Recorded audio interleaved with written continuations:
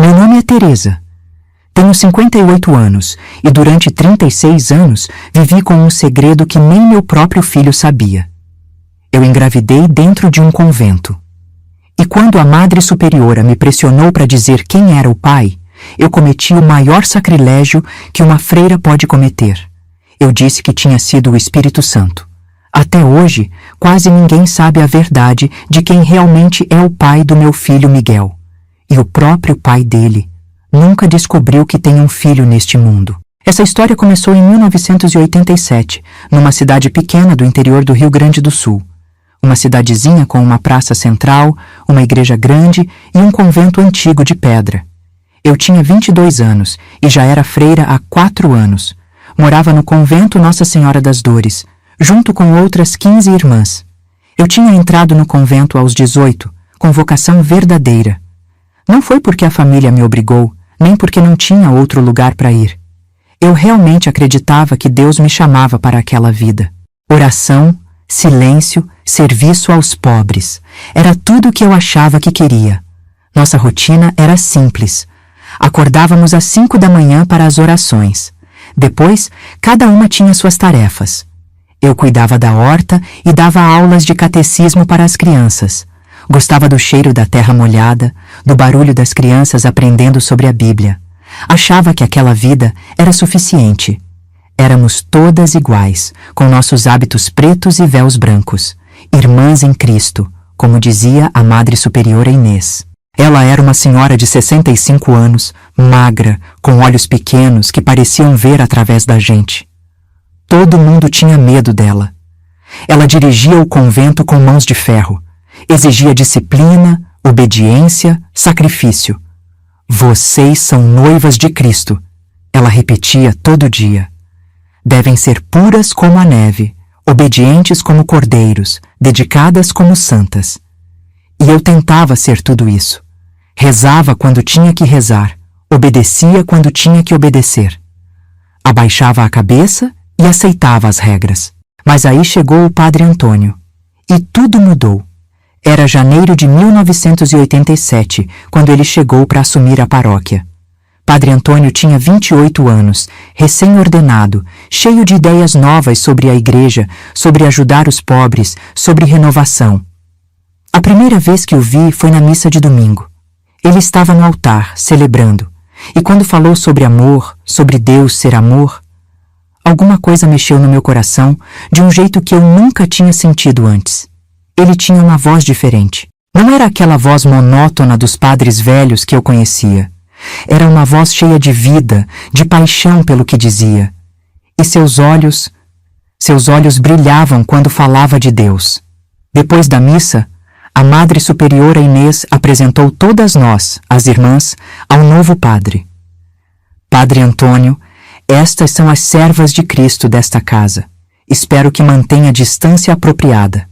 Aqui somos todas casadas com Nosso Senhor, ela disse com aquela voz seca dela. Claro, madre, é uma honra conhecer todas vocês, ele respondeu educado, mas parecia desconfortável com o jeito frio da madre. Quando chegou minha vez de cumprimentá-lo, nossos olhos se encontraram. Juro que foi como se o mundo parasse por um segundo. Nunca tinha sentido nada igual. Era como se uma corrente elétrica passasse entre nós. Eu baixei os olhos na mesma hora. Meu coração batia tão forte que achei que todo mundo ia escutar. Pensei, meu Deus, o que foi isso? Nos dias que seguiram, não conseguia parar de pensar no Padre Antônio. Tentava me convencer que era só admiração pelo jeito dele falar, pela energia que ele tinha. Mas no fundo, eu sabia que era mais que isso, e me sentia culpada por cada pensamento. Nossa cidadezinha ficava encravada entre morros no interior do Rio Grande do Sul. Um lugar onde todo mundo conhecia todo mundo. Onde os segredos corriam mais rápido que água de chuva em ladeira. Um lugar onde a igreja tinha mais poder que o próprio prefeito. O convento Nossa Senhora das Dores era um prédio antigo, de pedra, construído pelos imigrantes italianos no começo do século. As paredes eram grossas, as janelas pequenas, e no inverno o frio entrava pelos cantos e se instalava nos ossos da gente. Era um lugar austero, silencioso. As vozes ali eram sempre sussurradas, como se falar alto fosse um pecado. A cidade girava em torno da praça central, com a igreja de um lado e o convento do outro. As pessoas passavam o domingo inteiro ali, depois da missa, tomando chimarrão, conversando, vendo as crianças brincarem. As famílias se vestiam com suas melhores roupas, os homens de calça social e camisa, as mulheres de vestido. Em 1987, o Brasil vivia os primeiros anos depois da ditadura. A democracia era novidade, mas ali, naquela cidade pequena, as coisas mudavam devagar. As famílias ainda seguiam tradições antigas. Os pais decidiam o futuro dos filhos. As mulheres ainda eram criadas para casar e ter filhos, ou, no meu caso, para servir a Deus. Eu vinha de uma família humilde de colonos. Meu pai trabalhava na roça, plantando fumo e criando porcos. Minha mãe cuidava da casa e dos 5 filhos. Eu era a mais velha. Desde pequena, fui criada para ser devota. Ia à missa todos os domingos, participava do grupo de jovens, rezava o terço todas as noites com meus pais. Quando falei que queria ser freira, aos 17 anos, minha mãe chorou de orgulho. Meu pai disse que era uma honra ter uma filha dedicada a Deus. Na verdade, acho que eles ficaram aliviados. Uma boca a menos para alimentar, uma filha a menos para casar. Entrei no convento no ano seguinte, cheia de certezas. Achava que estava seguindo meu destino, respondendo ao chamado divino. Nunca tinha namorado, mal sabia o que era sentir atração por alguém. Era uma menina ingênua do interior, que só conhecia a vida pelos livros de catecismo. Nos primeiros anos, fui feliz no convento. Gostava da rotina, das orações, do silêncio. Aprendi a cuidar da horta, a fazer pão, a ensinar as crianças.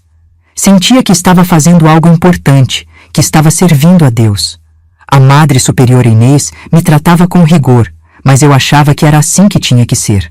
Ela era rígida com todas nós. Às vezes, quando alguma irmã quebrava uma regra, falava durante o silêncio, chegava atrasada para a oração, demonstrava qualquer sinal de vaidade. A madre a castigava com dias de jejum ou horas extras de oração ajoelhada no chão frio. A carne precisa ser domada, ela dizia sempre. Vocês precisam matar os desejos da carne para que o espírito possa florescer. E nós acreditávamos, ou fingíamos acreditar. Entre as irmãs havia de tudo.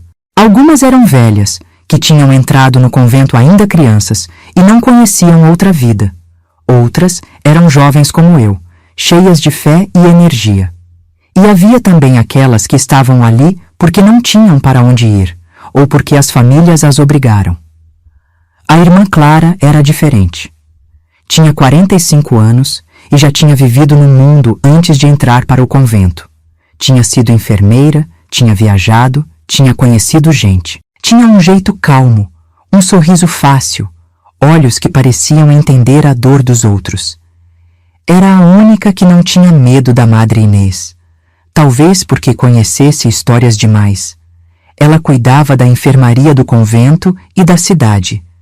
Quando alguém ficava doente, chamavam a irmã Clara. Ela fazia partos, tratava feridas, cuidava dos velhos. Todo mundo respeitava ela. Quando o padre Antônio chegou, a vida no convento começou a mudar. Ele trazia ideias novas. Falava de uma igreja mais próxima do povo, mais preocupada com os pobres. Falava de ajudar as famílias carentes da cidade, de criar uma escola para as crianças que não podiam pagar, de distribuir comida para quem precisava. A Madre Inês não gostava das ideias dele. Achava que ele estava desviando do verdadeiro propósito da igreja, que era salvar almas, não corpos. Os pobres sempre existirão, ela dizia. Nossa missão é rezar pela salvação deles, não resolver problemas terrenos. Mas o padre Antônio não desistia. Ele organizou um grupo de trabalho com as irmãs mais jovens para ajudar nas ações sociais.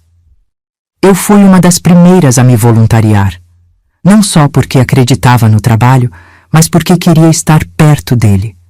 Começamos a sair do convento mais vezes, para visitar famílias, distribuir cestas básicas, dar aulas para as crianças pobres. A Madre Inês não gostava, mas o bispo tinha aprovado o trabalho, então ela não podia impedir.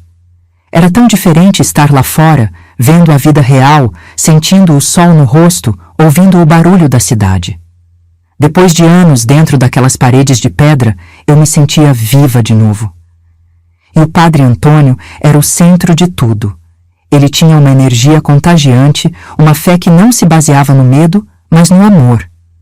Ele sorria quando falava de Deus, coisa que eu nunca tinha visto antes. Para ele, Deus era alegria, não castigo. Eu observava ele com as pessoas, como falava com respeito com os velhos, com carinho com as crianças, com atenção com todos. Como ouvia as histórias sem julgar, como abraçava sem hesitar. Era impossível não admirá-lo. Era impossível não sentir algo mais. Nos meses seguintes, o Padre Antônio começou a trabalhar muito próximo do convento. Ele organizava ações para ajudar os pobres da cidade, distribuição de comida, aulas de alfabetização. Nós, irmãs, ajudávamos nesse trabalho. Eu e o Padre Antônio acabávamos trabalhando juntos com frequência, organizando doações, visitando famílias carentes, preparando as aulas. E quanto mais tempo passávamos juntos, mais eu percebia que ele não era só um padre. Era um homem bom, inteligente, engraçado, dedicado e pior, eu percebia que ele me olhava de um jeito diferente também. Uma tarde, estávamos sozinhos na sacristia da igreja, organizando roupas doadas. A Madre Inês tinha saído com outras irmãs para uma reunião na diocese. O silêncio entre nós não era desconfortável, mas estava carregado de algo que eu não sabia nomear.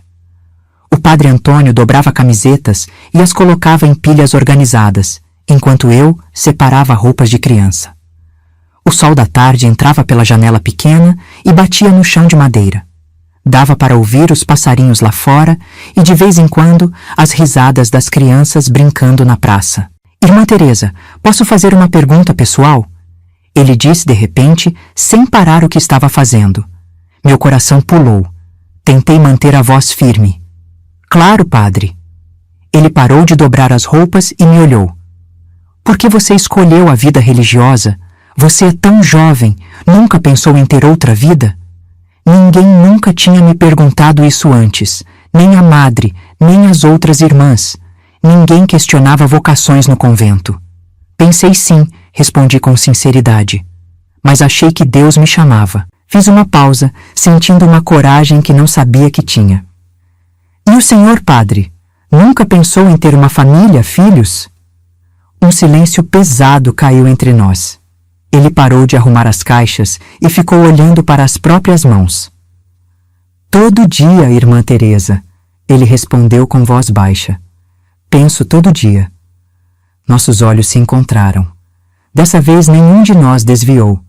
Foi como se naquele momento as máscaras tivessem caído. Não éramos mais padre e freira. Éramos apenas um homem e uma mulher com dúvidas sobre os caminhos que tínhamos escolhido. Desculpe, eu não devia ter dito isso. Ele falou de repente, se afastando. Preciso ir.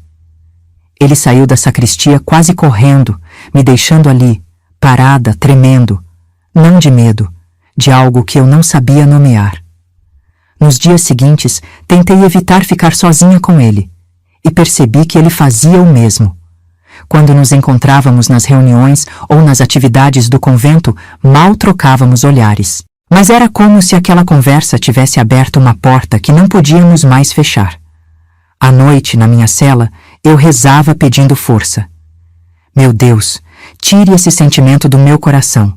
Me ajude a ser fiel aos meus votos. Mas as orações não pareciam adiantar.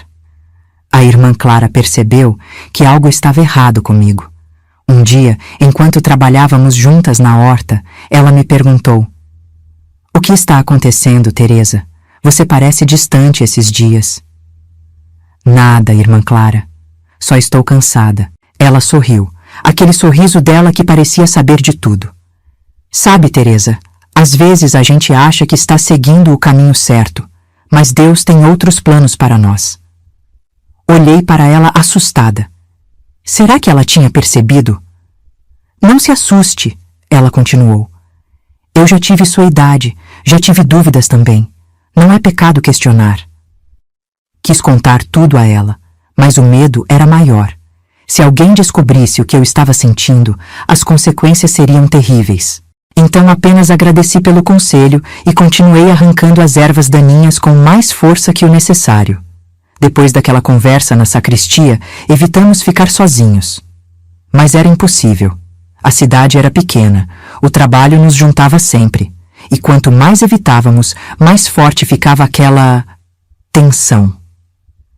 Foi numa noite de junho, 3 meses depois, que tudo mudou para sempre. Tinha uma festa junina na igreja e nós ajudamos a organizar tudo. O pátio estava decorado com bandeirinhas coloridas, barraquinhas de jogos e comidas. Música tocava, crianças corriam, pessoas dançavam quadrilha. Era uma noite de alegria. Quando a festa acabou, já passava de meia-noite. Eu e o padre Antônio ficamos arrumando o salão paroquial, sozinhos. Todo mundo tinha ido embora. Estávamos exaustos, mas precisávamos organizar tudo para a missa do dia seguinte. Padre, o senhor pode me ajudar a guardar essas bandeirinhas? Perguntei apontando para as decorações penduradas no teto. Claro, ele respondeu, sem me olhar nos olhos. Trouxe uma escada e subimos juntos para alcançar o varal onde as bandeirinhas estavam penduradas. Nossas mãos se tocaram quando pegamos a mesma bandeirinha ao mesmo tempo. Foi como um choque elétrico.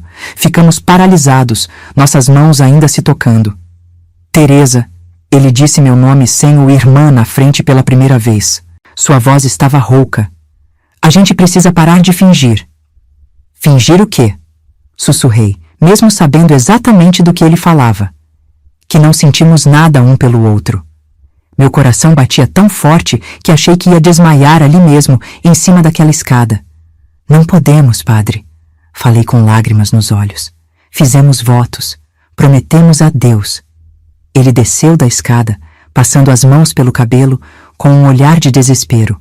Eu sei. Você acha que eu não sei? Eu luto contra isso todo dia, Teresa. Rezo, jejuo, me flagelo, mas não consigo tirar você da minha cabeça. Desci também, chorando. Eu também. Acho que estou enlouquecendo. Fico acordada à noite pensando em você. Me confesso todo dia do mesmo pecado, mas... Mas o quê? Ele perguntou, se aproximando. Mas não consigo me arrepender de verdade. Confessei, olhando nos olhos dele. Porque eu te amo, Antônio. Era a primeira vez que eu o chamava pelo nome, sem o padre na frente. E também a primeira vez que eu dizia essas palavras para um homem. Ele me olhou como se eu tivesse acabado de dizer a coisa mais linda e mais terrível do mundo ao mesmo tempo. Eu também te amo, ele sussurrou. Deus me perdoe, mas eu te amo. E então ele me beijou. Ou eu beijei ele. Não sei quem começou. Só sei que ali, naquele salão vazio da igreja, 2 servos de Deus quebraram seus votos. E a pior parte? Foi o momento mais bonito da minha vida. Aquele beijo mudou tudo. Foi como se um mundo novo se abrisse para mim. Um mundo de sensações que eu nunca tinha experimentado antes. O calor dos lábios dele, o toque das mãos dele no meu rosto, o cheiro dele tão perto. Era tudo novo, assustador e maravilhoso. Quando nos separamos, estávamos tremendo, assustados com o que tínhamos feito, mas incapazes de nos arrepender. O que vamos fazer agora? Perguntei, ainda nos braços dele. Não sei, ele respondeu com sinceridade. Só sei que não posso mais fingir que não sinto isso. Naquela noite, não fizemos nada além de nos beijar. Mas a linha já tinha sido cruzada. O pecado já tinha sido cometido. E não havia volta. Voltei para o convento de madrugada, com o coração acelerado e a mente confusa. Metade de mim estava em êxtase. A outra metade, em pânico. Tinha quebrado meus votos. Tinha beijado um padre. Aos olhos da igreja, tinha cometido um pecado terrível. Mas como algo que me fazia sentir tão viva podia ser errado? Daquele dia em diante, vivemos um romance secreto durante 4 meses. Tudo escondido, como um tesouro que só nós 2 conhecíamos. Encontros nos cantos escuros da igreja, beijos roubados quando ninguém estava olhando, conversas sussurradas em lugares vazios. Não era fácil encontrar momentos para ficar sozinhos. A vida no convento era regrada, vigiada. A Madre Inês controlava cada minuto do nosso dia. Mas dávamos um jeito. Trocávamos bilhetes escondidos em livros de oração. Marcávamos encontros rápidos na sacristia, na biblioteca da paróquia, no fundo da igreja. Às vezes eu inventava que precisava ficar até mais tarde organizando as doações para os pobres. Outras vezes, ele dizia que precisava da minha ajuda para preparar as aulas de catequese. Ninguém desconfiava, ou pelo menos fingiam não desconfiar. A cada encontro, nos apaixonávamos mais. Não era só atração física, embora isso também existisse, forte como nunca imaginei que pudesse ser. Era uma conexão profunda. Conversávamos sobre tudo: nossos sonhos, nossas dúvidas, nossas famílias, nossos medos. Ele me contava da infância no interior de São Paulo, da mãe que tinha morrido cedo, do pai que o criou sozinho e queria que ele fosse padre. Eu falava da minha vida na colônia, dos meus irmãos, do dia que decidi entrar para o convento. Você se arrepende? Ele me perguntou uma vez, quando estávamos sentados no jardim dos fundos da igreja, tarde da noite. De quê? De ter entrado para o convento. Pensei um pouco antes de responder. Não. Se não tivesse entrado, não teria te conhecido.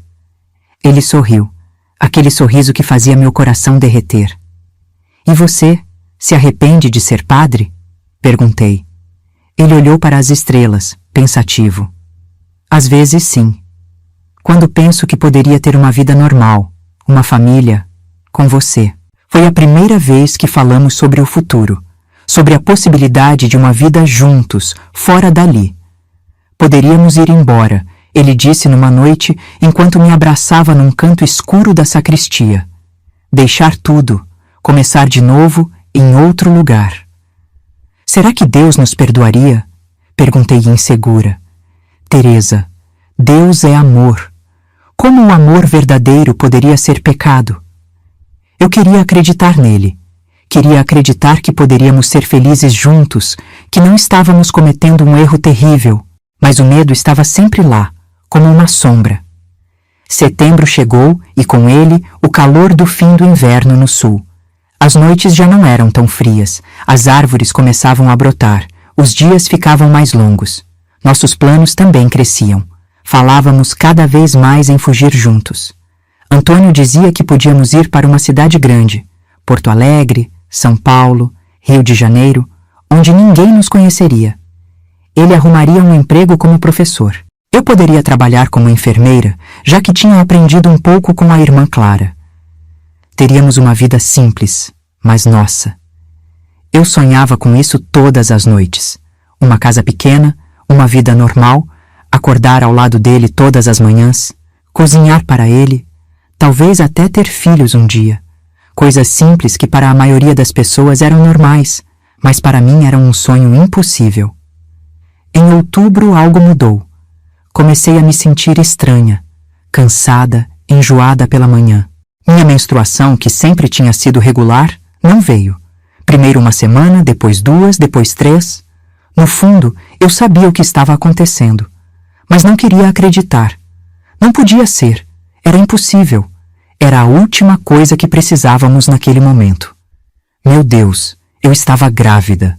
Grávida de um padre, dentro de um convento. Por alguns dias tentei negar. Tentei me convencer que era só cansaço, estresse, talvez uma virose, mas meu corpo não mentia.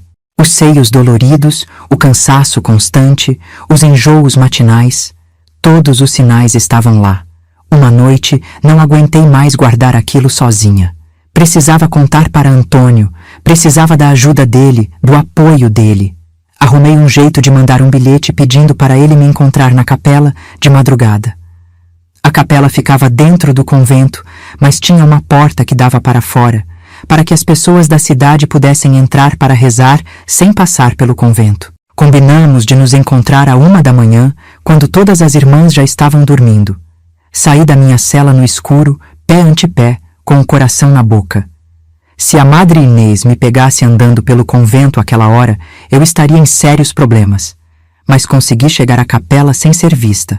Antônio já estava lá, ajoelhado num banco, rezando. Quando me viu, veio até mim e me abraçou forte. O que aconteceu? Seu bilhete parecia urgente, ele disse preocupado. Não consegui falar. As lágrimas vieram antes das palavras. Comecei a chorar baixinho, com o rosto escondido no peito dele. Teresa, o que foi? Você está me assustando. Antônio, eu estou grávida. Falei finalmente, chorando baixinho. Vi todas as emoções passarem pelo rosto dele ao mesmo tempo. Choque, medo, alegria, desespero. Ele ficou paralisado por alguns segundos, como se não tivesse entendido direito o que eu disse. Grávida, você tem certeza? Ele perguntou com voz trêmula. Tenho. Estou com quase 2 meses de atraso. E todos os sintomas? Ele se ajoelhou na minha frente, pegando minhas mãos entre as dele. Seus olhos brilhavam à luz fraca das velas. Teresa, nós vamos ter um filho? Perguntou com uma mistura de medo e alegria na voz. Sim. E agora? O que a gente faz? Ele levantou, determinado como nunca tinha visto antes. Eu vou até o bispo amanhã mesmo. Vou pedir dispensa dos votos. Vou assumir você e nosso filho. A gente vai embora daqui, recomeçar em outro lugar.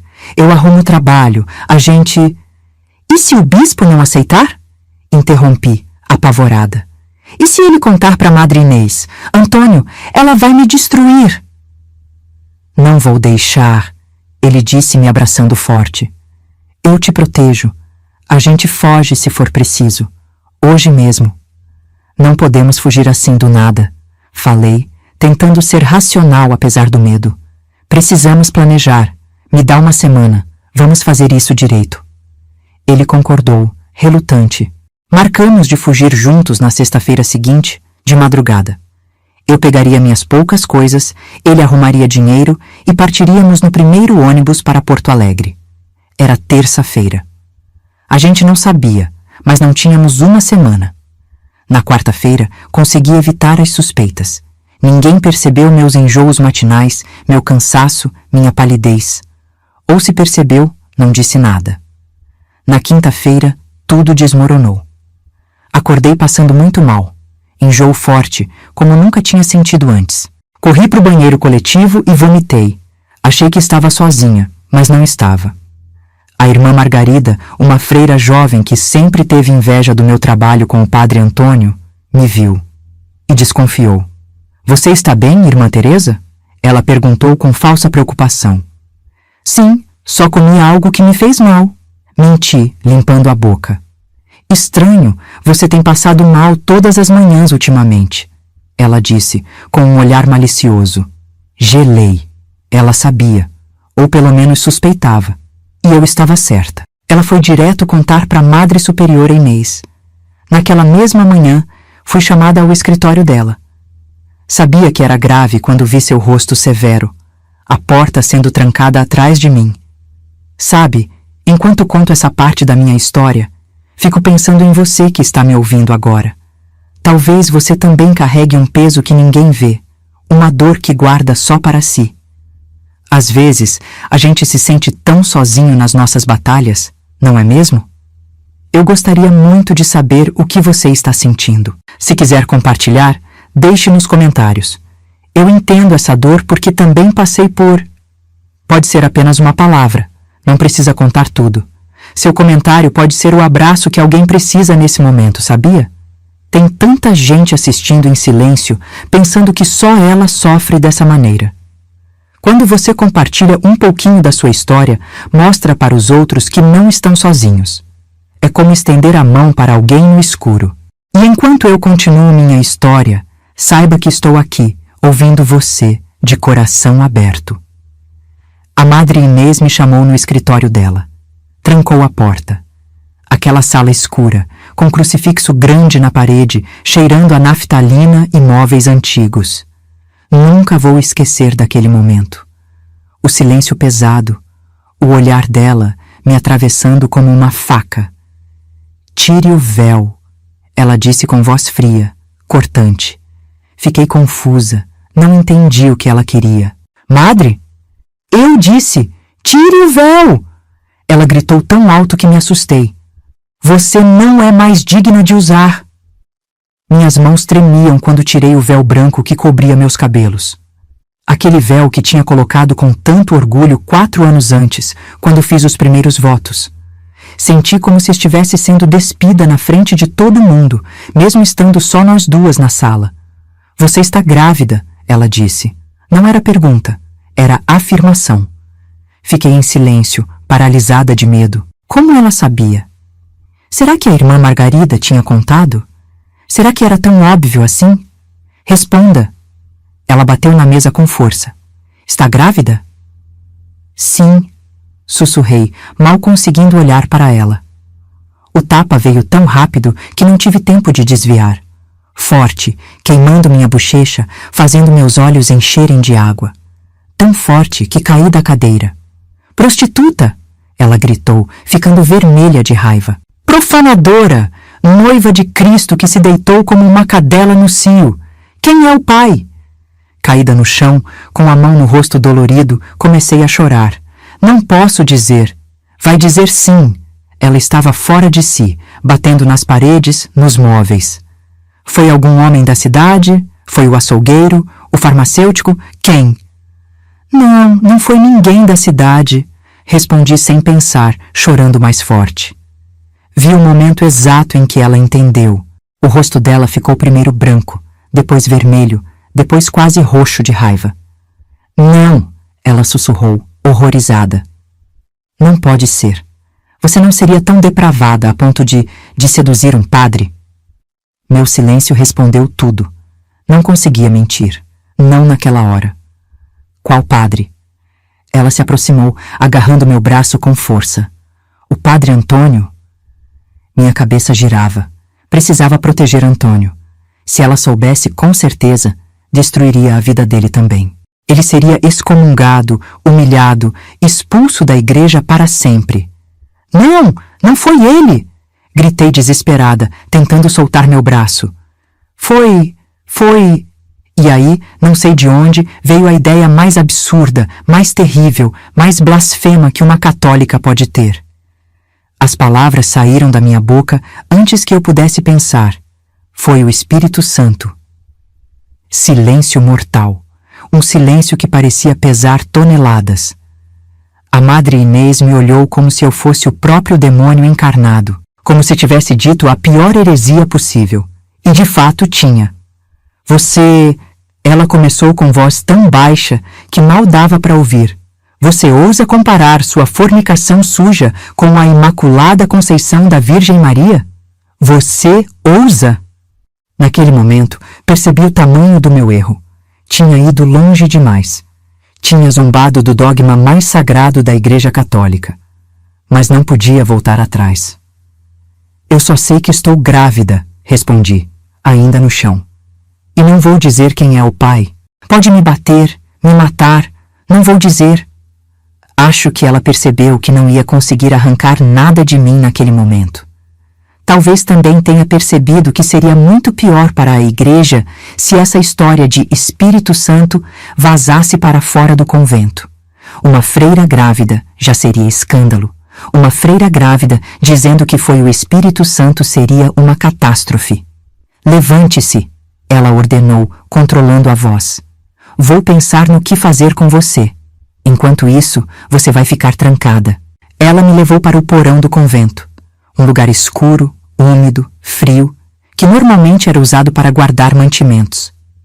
Tinha uma cama velha de ferro num canto, um penico, uma janela pequena com grades. Me trancou lá, dizendo apenas que me traria água. E comida? Perguntei apavorada. Reze por seu alimento, já que é tão próxima do Espírito Santo. Ela respondeu com crueldade, fechando a porta. Ouvi a chave girando, os passos dela se afastando. E então, o silêncio. Um silêncio pesado, assustador. Estava sozinha, grávida, trancada num porão. E Antônio nem sabia o que tinha acontecido. O primeiro dia foi o pior. Fiquei sem comer, com pouca água, rezava, chorava, dormia, acordava. Os ratos corriam pelo chão à noite. O frio entrava pelas frestas da janela. Minha barriga começou a doer e tive medo de perder o bebê. No segundo dia, a Madre Inês apareceu com um pouco de pão duro e água. Não falou nada, apenas deixou a bandeja no chão e saiu. Comi desesperada, pensando no bebê dentro de mim que precisava de alimento. No terceiro dia, ela voltou. Dessa vez, com uma notícia que mudaria minha vida para sempre. O padre Antônio foi transferido. Ela anunciou parada na porta. Hoje de manhã. Para uma missão na África. Não volta nunca mais. Meu mundo desmoronou. Não consegui nem chorar. Era como se tivessem arrancado meu coração do peito. Você está mentindo, consegui dizer, a voz quase não saindo. Por que mentiria? O bispo concordou que era o melhor a fazer, depois que contei sobre sua condição. Claro, não mencionei quem era o pai, mas todos sabem. Ela estava dizendo a verdade, eu podia ver nos olhos dela. Antônio tinha sido afastado, mandado para longe, para proteger a imagem da igreja, para abafar o escândalo, e provavelmente, sem saber que eu estava grávida, que íamos ter um filho. E você, ela continuou com uma satisfação cruel na voz.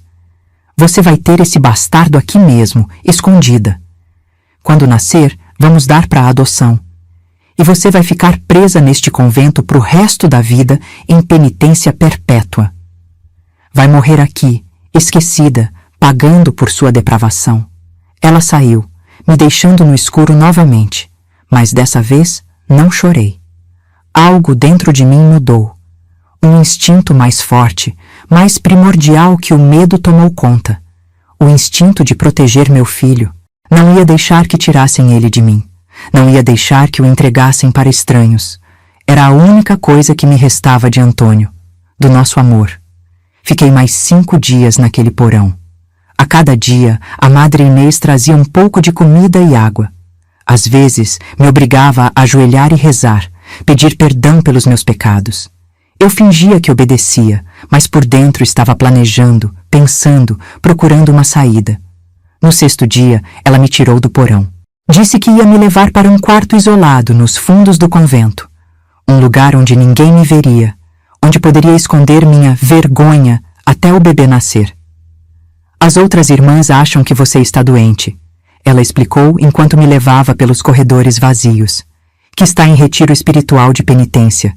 Ninguém vai te ver, ninguém vai saber. O quarto era pequeno, mas melhor que o porão. Tinha uma cama de verdade, uma janela maior, embora também com grades, um crucifixo na parede e uma cômoda velha. Seria minha prisão pelos próximos meses. Você vai ficar aqui até o bebê nascer, ela disse antes de sair. A irmã Clara vai cuidar de você, já que era enfermeira, só para garantir que o bebê nasça vivo e saudável para ser adotado por uma família cristã de verdade. A irmã Clara? Aquela que tinha sido sempre tão bondosa comigo? Por um lado, fiquei aliviada. Por outro, com medo de que ela também me julgasse, me condenasse. Mas estava enganada. A irmã Clara foi minha salvação naqueles meses terríveis. Quando ela entrou no quarto pela primeira vez, trazendo comida, remédios e roupas limpas, achei que veria desprezo em seus olhos. Mas vi apenas compaixão. Ela fechou a porta, se certificou que ninguém podia ouvir e me abraçou. Um abraço forte, maternal, que me fez chorar depois de dias segurando as lágrimas. Não chore, filha, ela disse, acariciando meu cabelo. Vai ficar tudo bem. Estou aqui para te ajudar. A Madre Inês quer tirar meu bebê, falei entre soluços. Quer dar ele para adoção. Não posso deixar, irmã Clara. Não posso. Ela segurou meu rosto entre as mãos, me olhando nos olhos com uma seriedade que nunca tinha visto antes. E não vai. Eu não vou deixar que tirem seu filho de você, Teresa. Eu prometo. Naquele momento, senti esperança pela primeira vez em dias. Uma pequena chama que se acendia no meio da escuridão. Os meses seguintes foram os piores da minha vida. Grávida, presa naquele quartinho isolado do convento, sem contato com o mundo exterior. Minha barriga crescia e com ela meu desespero, mas também minha determinação. A Madre Inês dizia para as outras irmãs que eu estava doente, em retiro espiritual de penitência. Ninguém podia me ver, ninguém podia falar comigo. Para o mundo lá fora, eu tinha simplesmente desaparecido, exceto pela irmã Clara. Ela era minha única conexão com a vida, minha única esperança. A irmã Clara tinha 45 anos e era a freira mais velha do convento. Ela tinha sido enfermeira antes de virar freira, e isso foi uma bênção. A Madre Inês ordenou que ela cuidasse de mim durante a gravidez, mas só para garantir que o bebê nascesse vivo para ser dado em adoção. Mas a irmã Clara era diferente. Ela era bondosa, compreensiva. Via além das regras, além dos pecados. Via o ser humano. Come, filha, ela dizia, trazendo comida escondida para mim. Frutas frescas, pão quentinho, até pedaços de carne que ela guardava do jantar das irmãs. Precisa se alimentar direito. É um bebê inocente que você carrega. Nos primeiros meses, eu ainda tinha esperanças de que Antônio voltaria, de que descobriria o que tinha acontecido e viria me salvar. Todas as noites, antes de dormir, ia até a janela e olhava as estrelas, imaginando se ele também estaria olhando para o mesmo céu, lá da África. Será que pensava em mim? Será que sabia da gravidez? Será que um dia nos reencontraríamos? Mas com o passar do tempo, a esperança foi diminuindo. A realidade começou a se impor. Eu estava sozinha. Teria que lutar sozinha pelo meu filho.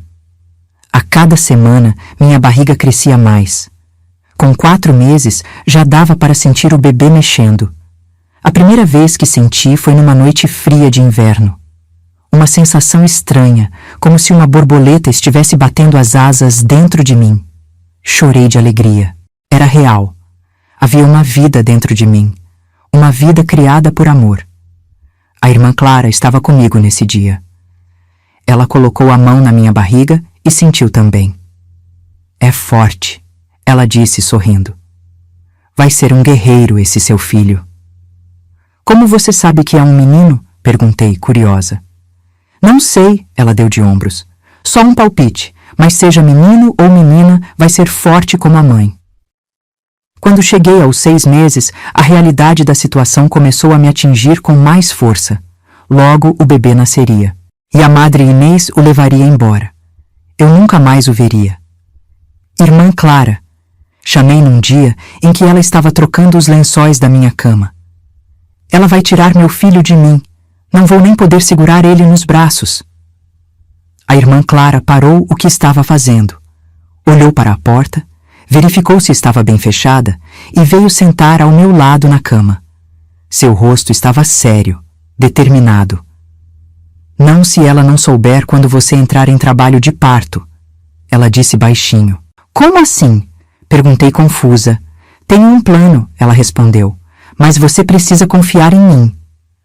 Naquele momento, senti uma mistura de esperança e medo. O que ela estava pensando em fazer? Seria perigoso? Daria certo? Confio em você, irmã Clara, respondi, segurando a mão dela. É a única pessoa em quem confio neste convento. Ela apertou minha mão de volta e começou a me contar seu plano. Era arriscado, mas era a única chance que eu teria de ficar com meu filho. Quando você entrar em trabalho de parto, não vou avisar a Madre Inês imediatamente. Vou ajudar você a ter o bebê sozinha, aqui mesmo. Depois, vou dizer que foi tão rápido que não deu tempo de chamar ninguém.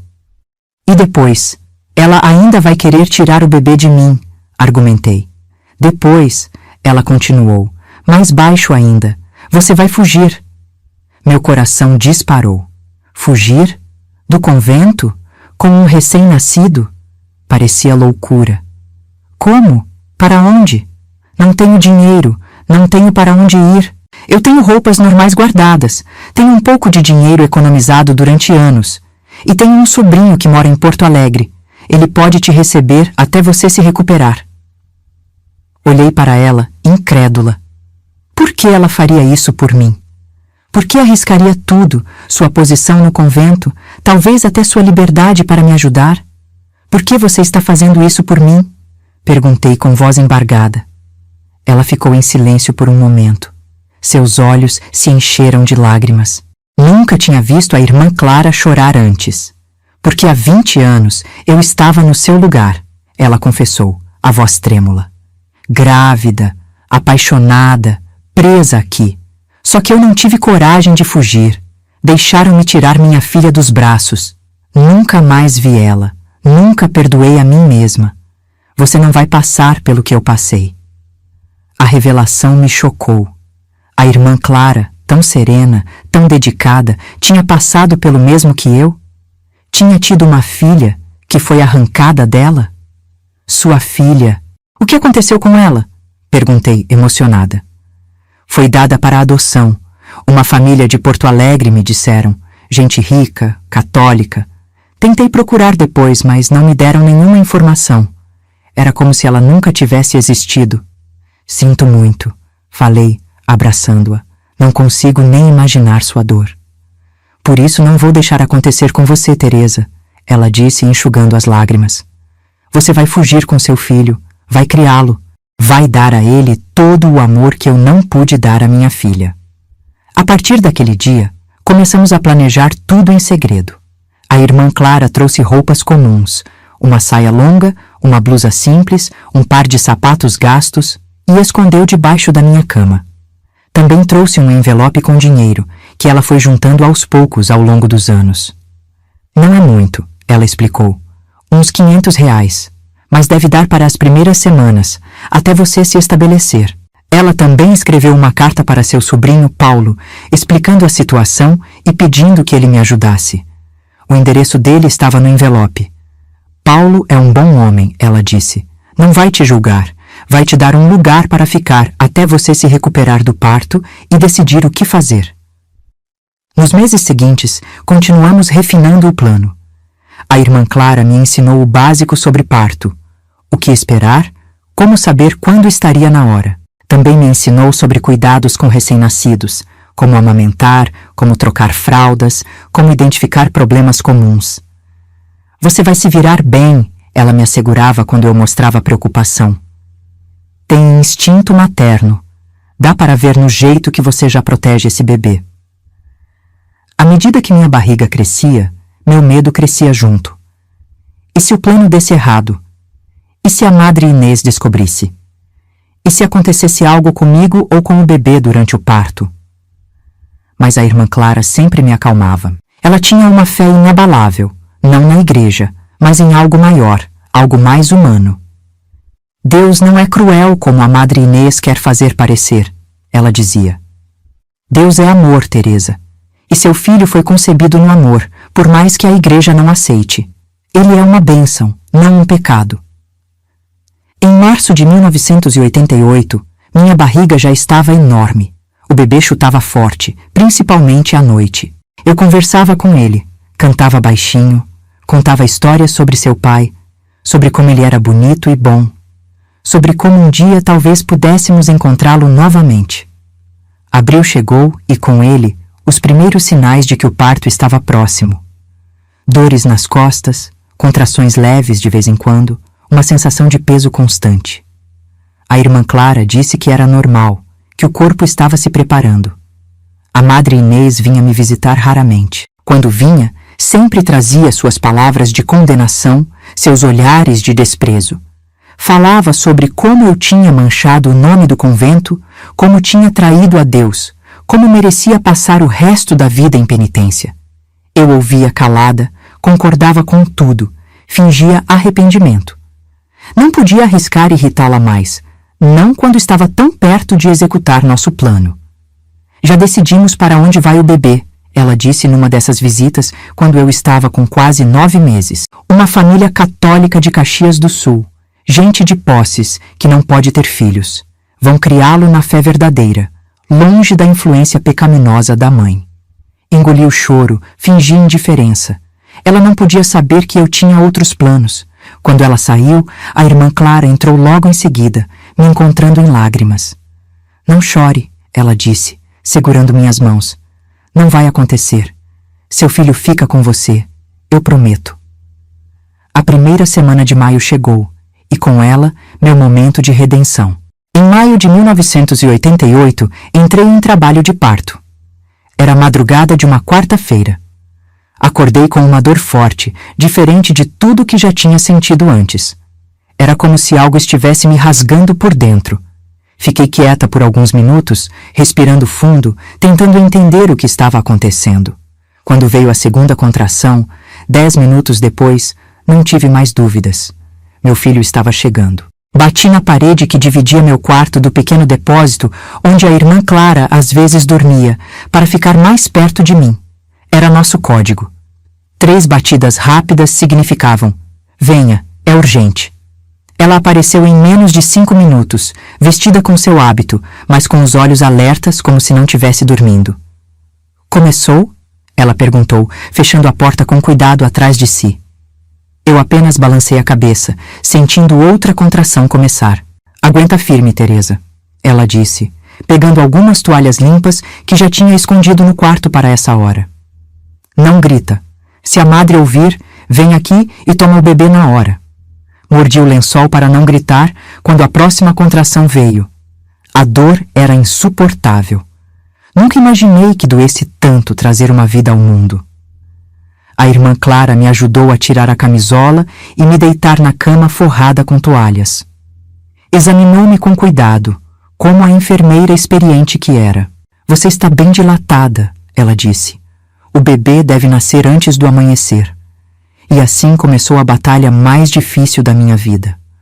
8 horas de dor, de contrações cada vez mais fortes e próximas.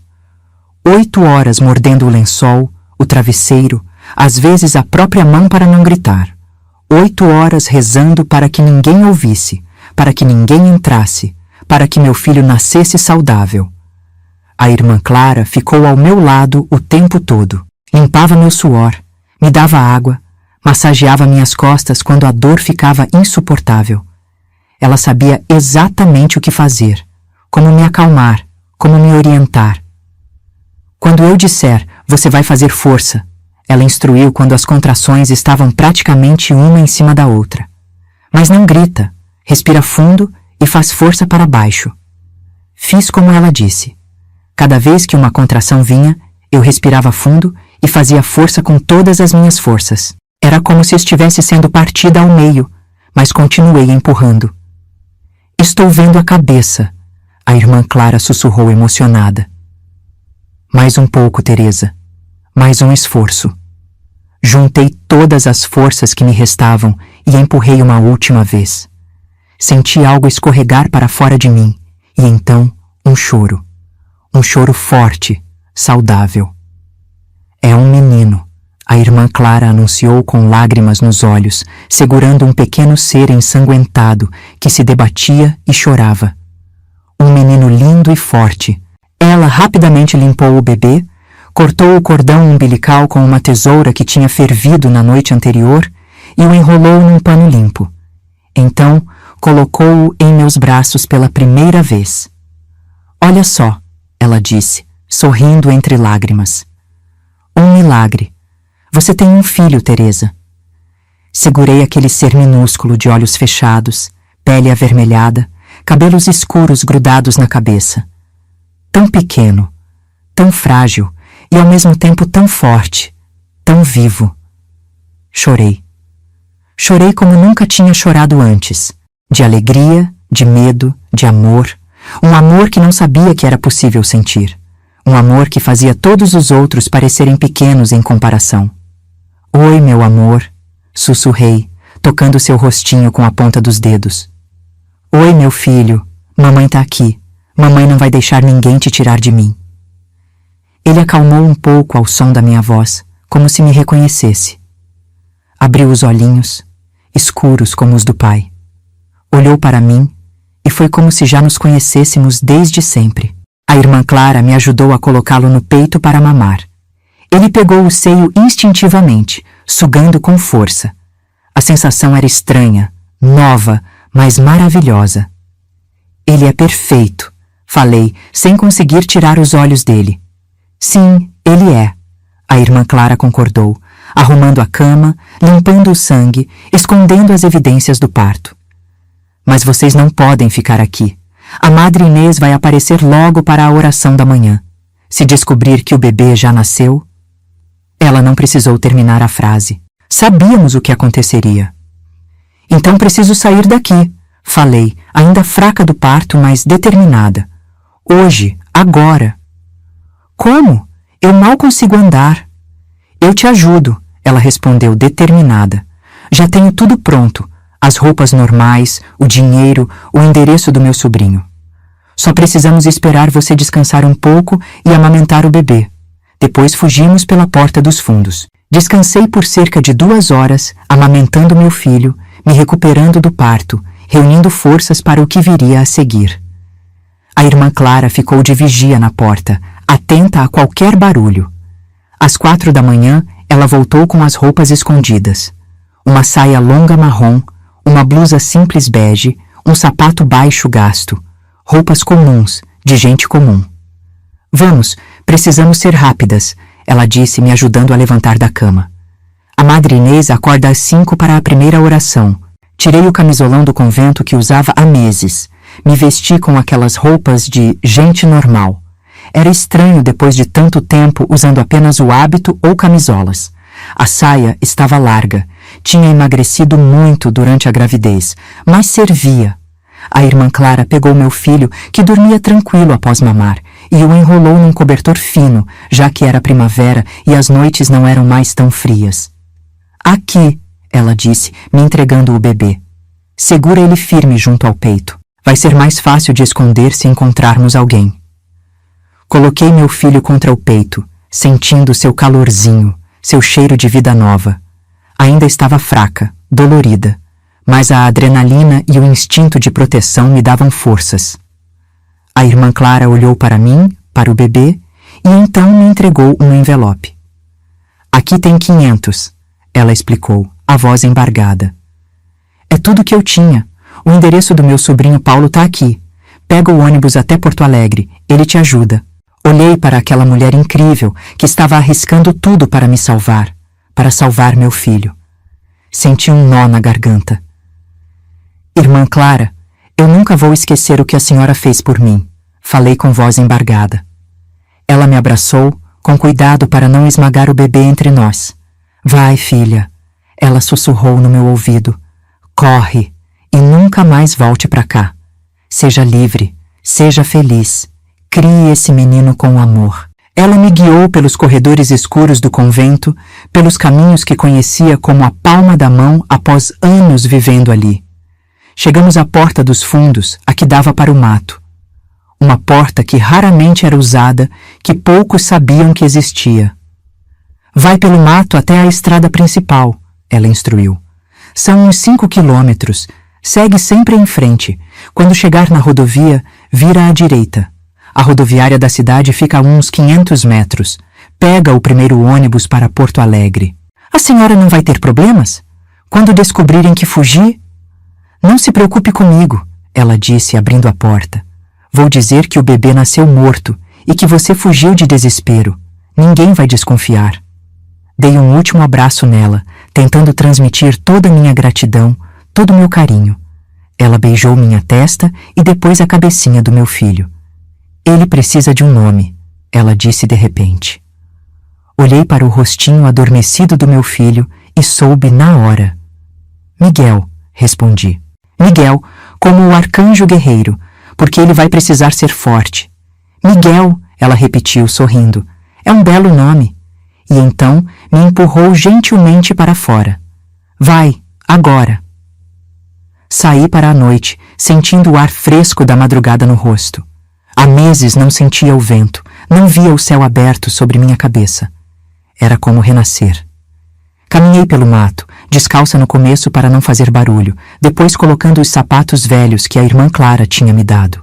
Andava devagar, ainda dolorida do parto, segurando meu filho com todo cuidado. A lua iluminava o caminho, as estrelas pareciam me guiar. Miguel dormia tranquilo em meus braços, alheio ao drama que sua chegada tinha causado, alheio à fuga desesperada de sua mãe. Andei por horas. Minhas pernas doíam, meus pontos do parto ardiam, mas continuei. Pela liberdade. pelo meu filho, pelo nosso futuro. Quando o sol começou a nascer no horizonte, avistei a rodovia. Virei à direita, como a irmã Clara tinha instruído, e segui até encontrar a pequena rodoviária da cidade. Estava quase vazia àquela hora. Apenas um funcionário sonolento na bilheteria e alguns viajantes dormindo nos bancos duros. Comprei uma passagem para o primeiro ônibus que sairia para Porto Alegre. Custava 42,50. Paguei com o dinheiro da irmã Clara. Seu bebê é muito novo para viajar, o homem da bilheteria comentou, olhando desconfiado para o embrulho em meus braços. Ele nasceu há 1 semana. Menti. Estou indo para a casa da minha mãe. O homem deu de ombros e me entregou o bilhete. Ônibus sai em 20 minutos. Plataforma 2. Sentei-me num banco afastado, de costas para a entrada, com medo de que alguém do convento pudesse me ver. Miguel começou a chorar, com fome. Olhei ao redor, nervosa, mas não havia ninguém por perto. Discretamente, abri a blusa e o amamentei ali mesmo. Quando o ônibus finalmente chegou, fui a primeira a embarcar. Escolhi um lugar no fundo, ao lado da janela, onde ninguém prestaria atenção em mim.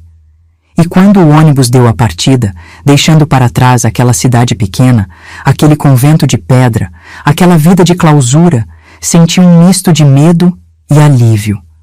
Medo do desconhecido, do futuro incerto que nos aguardava. Alívio por estar livre, por ter meu filho comigo, por ter escapado.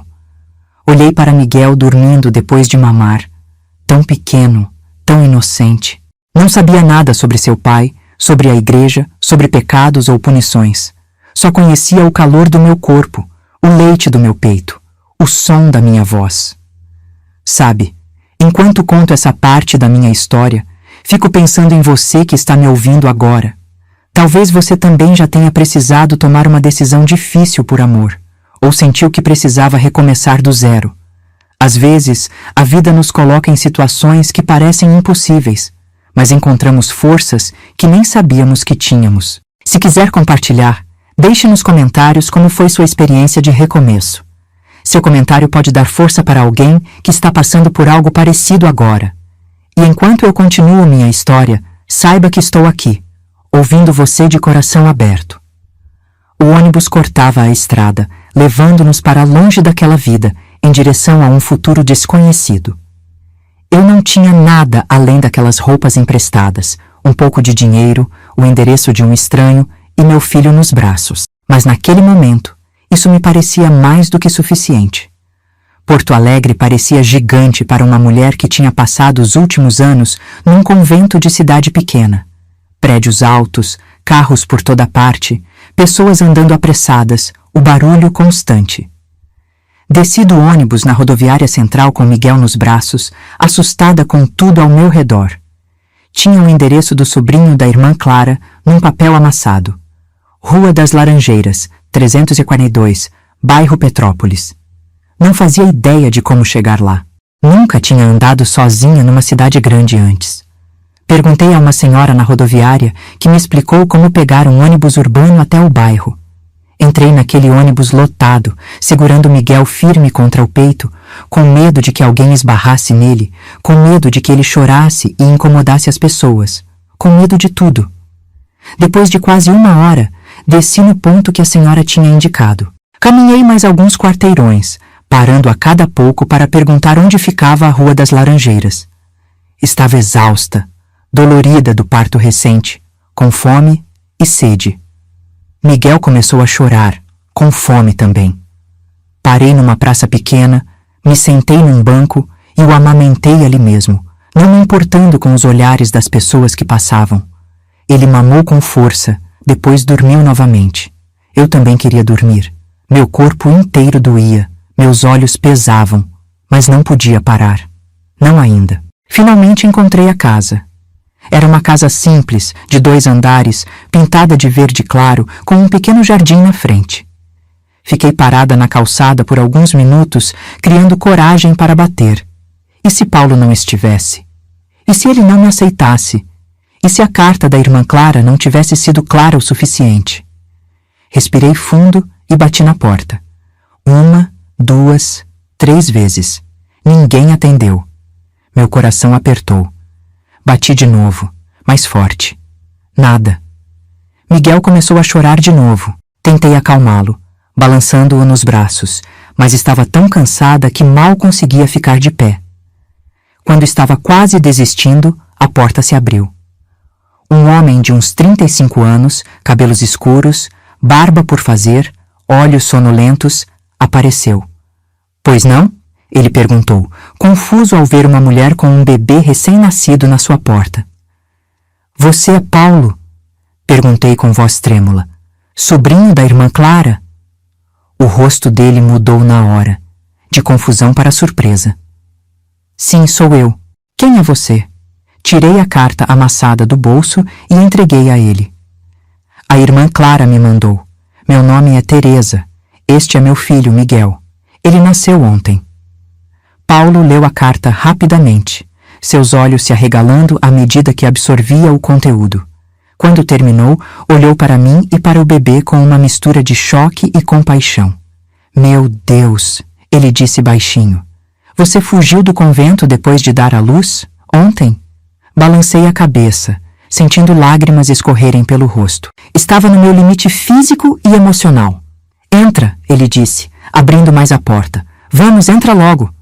Entrei na casa, me sentindo como uma náufraga que finalmente encontra terra firme. Paulo me levou para a cozinha, me fez sentar, colocou água para esquentar. Minha esposa não está, ele explicou enquanto tirava pão, queijo e leite da geladeira. Ela é enfermeira, está de plantão no hospital. Vai chegar só à noite, mas tenho certeza que ela vai entender. Ele preparou um sanduíche para mim e me serviu um copo de leite. Come, você parece exausta. Comi como se nunca tivesse visto comida na vida. Estava faminta. Paulo observava sem fazer perguntas, apenas deixando que eu me alimentasse. A tia Clara explica tudo na carta, ele disse depois de um tempo. Sobre o convento, sobre o padre, sobre a gravidez. Mas não me fala muito sobre você. Não tem muito o que contar, respondi, ainda comendo. Entrei no convento aos 18 anos. Conheci o padre Antônio quando tinha 22. Nos apaixonamos. Pequei. Fui punida. Fugi. E agora estou aqui. Ele acenou com a cabeça sem julgar. Você pode ficar aqui até se recuperar. Temos um quartinho nos fundos, meio improvisado, mas deve servir. Minha esposa Helena é enfermeira, como disse. Ela vai poder te ajudar com o bebê. Naquela noite, conheci Helena, uma mulher de uns 30 anos, magra, de cabelos castanhos e um sorriso gentil. Ela não fez perguntas. Não me julgou. Apenas me examinou, verificou os pontos do parto, me deu remédio para a dor e checou Miguel. Ele é saudável, ela disse, examinando meu filho com mãos experientes. Pequeno, mas forte. Você fez um bom trabalho trazendo ele ao mundo, Teresa. Fiquei na casa deles 2 meses. Tempo suficiente para me recuperar do parto, para aprender a cuidar de Miguel, para começar a pensar no futuro. Paulo e Helena foram anjos na minha vida. Nunca cobraram 1 centavo pelo quarto, pela comida. Pelo contrário, me ajudaram a comprar fraldas, roupinhas para Miguel. Helena me ensinou a dar banho nele, a reconhecer quando estava com cólica, a cuidar do umbigo até cicatrizar. Mas eu sabia que não podia ficar ali para sempre. Precisava criar meu próprio caminho, dar um futuro digno para meu filho. No 3º mês, consegui um emprego como empregada doméstica na casa de uma família do bairro. A senhora, Dona Lourdes, era amiga de Helena e precisava de alguém para limpar a casa 3 vezes por semana. Você pode levar o bebê, ela disse compreensiva. Tenho um quarto vago que você pode usar para ele dormir enquanto trabalha. O salário era pequeno, mas era um começo, e o melhor de tudo, podia ficar com Miguel. Enquanto limpava, cozinhava, passava roupa, ele dormia num berço improvisado ou ficava deitado num cobertor no chão, brincando com os brinquedinhos que Helena tinha me dado. Aos poucos, fui juntando dinheiro. No 6º mês, já tinha o suficiente para alugar um quartinho numa pensão. Era um lugar simples, apenas um quarto com banheiro e uma pequena pia onde podia lavar roupa e preparar mamadeiras. Mas era nosso, meu e de Miguel. A vida era dura, muito dura. Acordava às 5 da manhã para preparar tudo para Miguel. deixava ele com uma vizinha idosa que cuidava de crianças por um preço simbólico e ia trabalhar. Voltava correndo na hora do almoço para amamentá-lo. Depois voltava para o trabalho. À noite pegava ele, voltava para nosso quartinho e começava tudo de novo. Banho, comida, roupa para lavar, lição para fazer. Porque sim, eu estava estudando. À noite, quando Miguel dormia, eu abria os livros do supletivo que tinha conseguido emprestados e estudava. Queria terminar o ensino médio, queria algo melhor que limpar casas para sempre. Vou dar um futuro melhor para você. Eu sussurrava para Miguel enquanto ele dormia no berço de segunda mão que tinha comprado. Vou ser alguém que você vai ter orgulho de chamar de mãe. Não era fácil. Tinha dias que eu chorava de cansaço, de solidão, de medo. Tinha noites que olhava para Miguel dormindo e me perguntava se tinha feito a escolha certa, se não teria sido melhor deixar que uma família rica o adotasse, que lhe desse tudo que eu não podia dar. Mas então ele acordava, me olhava com aqueles olhos escuros iguais aos do pai, sorria aquele sorriso sem dentes, e todo o cansaço, toda a dúvida desaparecia. Eu sabia que tinha feito a escolha certa. Ele era meu filho, minha família, minha vida. Às vezes pensava em Antônio. Será que ainda estava na África? Será que tinha voltado ao Brasil? Será que pensava em mim? Será que algum dia saberia que tinha um filho? Não tinha como procurá-lo. Não sabia para onde exatamente ele tinha sido enviado. Não tinha dinheiro nem meios para uma busca assim. Então guardava essas perguntas no fundo do coração, junto com as memórias dos nossos momentos juntos. Os anos foram passando. Miguel cresceu forte e saudável. Era um menino inteligente, curioso, amoroso. Aos 3 anos, já falava pelos cotovelos, fazia 1000 perguntas, corria por todo lado. Terminei o ensino médio quando ele tinha 4 anos. Foi um dia de orgulho imenso. Recebi meu certificado com ele nos braços. Ele não entendia bem o que estava acontecendo, mas batia palminhas porque todo mundo batia palmas. Foi nessa época que decidi seguir os passos da irmã Clara. Entrei num curso técnico de enfermagem. Estudava de noite, depois que Miguel dormia. Era exaustivo, mas cada página que lia, cada prova que passava, me levava para mais perto de um futuro melhor. As pessoas ainda me olhavam com preconceito. Mãe solteira, filho sem pai, mulher largada. Ouvia os comentários, os sussurros, mas ergui a cabeça, segui em frente. Por mim, por Miguel. Mãe, cadê meu pai? Ele me perguntou um dia, quando tinha 5 anos. A pergunta que eu tanto temia, que sabia que viria mais cedo ou mais tarde. Engoli o choro, tentando encontrar palavras simples para explicar algo tão complexo. Seu pai não pode estar com a gente, meu amor, mas ele te amaria muito se pudesse. Ele morreu? Miguel perguntou, os olhos grandes cheios de curiosidade. Não, filho, respondi, acariciando seus cabelos escuros. Ele só tá longe, muito longe. Tecnicamente não era mentira. Antônio estava longe, na África, se é que ainda estava vivo. Miguel aceitou essa explicação por enquanto, mas eu sabia que um dia teria que contar toda a verdade. Um dia, quando ele fosse grande o suficiente para entender.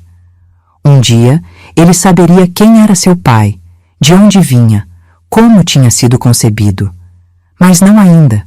Não enquanto era apenas um menino inocente, que merecia uma infância normal. A vida seguiu seu curso. Formei-me como técnica de enfermagem quando Miguel tinha 7 anos. Consegui emprego num posto de saúde. Não ganhava muito, mas era um trabalho digno, com carteira assinada, com direitos. Pudemos nos mudar para um apartamento pequeno, mas decente. 2 quartos, sala, cozinha, banheiro. Miguel tinha seu próprio espaço agora. Compramos móveis aos poucos, decoramos juntos, era nosso cantinho, nosso lar. Ele crescia forte, esperto, o melhor aluno da classe. Todo mundo dizia que ele tinha puxado a mim na inteligência, na dedicação. Mas quando olhava para ele, via Antônio. O mesmo sorriso, os mesmos olhos, o mesmo jeito de inclinar a cabeça quando estava pensando. Cada conquista dele era minha também. cada nota boa, cada elogio dos professores, cada desenho na geladeira. Lutei tanto por aquela criança que cada pequena alegria parecia uma vitória enorme. E assim foram os primeiros anos da nossa vida juntos. Dias difíceis, noites sem dormir, trabalho duro, estudo, cansaço. Mas também risos, abraços, histórias antes de dormir, desenhos coloridos, passeios no parque aos domingos. Construímos uma vida, Miguel e eu. Uma vida simples, mas nossa. Cheia de amor, de cuidado, de sonhos compartilhados. Uma vida que ninguém acreditava ser possível quando fugi daquele convento com um bebê recém-nascido nos braços. Miguel cresceu. Virou um adolescente inteligente, questionador, às vezes rebelde como todo adolescente é. Aos poucos, as perguntas sobre o pai foram ficando mais frequentes, mais específicas. Não bastava mais dizer que estava longe. Ele queria saber por quê. Queria saber quem era. Queria saber a história. Enquanto isso, minha vida profissional melhorou. Depois de anos como técnica de enfermagem, consegui uma bolsa para fazer faculdade de enfermagem. Foi difícil. Trabalhar de dia, estudar de noite, cuidar de Miguel nas horas que sobravam. Mas consegui. Me formei quando ele tinha 15 anos. Nessa época já tínhamos uma vida confortável. Não éramos ricos, mas não passávamos necessidade. Tínhamos nosso apartamento próprio, financiado, mas nosso. Miguel estudava numa escola boa, tinha amigos, praticava esportes, parecia uma família normal, exceto pela ausência do pai, que pesava cada vez mais à medida que ele crescia. Nas reuniões de pais na escola, era sempre só eu. Nas apresentações de Dia dos Pais, era só eu na plateia. Quando os amigos apareciam com os pais para buscá-los depois dos jogos de futebol, Miguel ficava olhando, quieto, esperando por mim. Tentei compensar essa falta sendo mãe e pai ao mesmo tempo. Jogava bola com ele no parque, ensinava a fazer a barba quando os primeiros pelos começaram a aparecer no rosto. Conversava sobre garotas quando ele começou a se interessar. Fazia o meu melhor, mas sabia que não era o suficiente. Ele precisava de um modelo masculino, precisava conhecer suas origens. Aos 16 anos, Miguel teve uma fase difícil. Começou a se rebelar, a questionar tudo. Tirava notas baixas na escola, respondia mal, ficava horas trancado no quarto.